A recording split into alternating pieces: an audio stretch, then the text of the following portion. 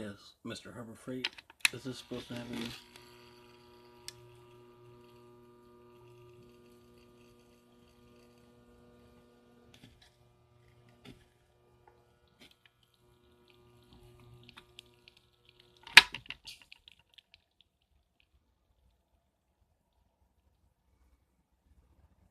Wow.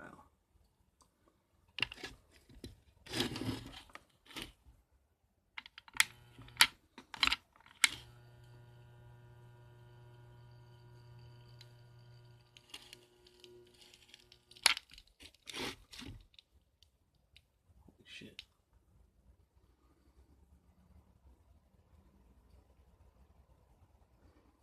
Is that your quality products? I want a refund and money for risking my life. Holy fuck. That's ridiculous. Don't buy this.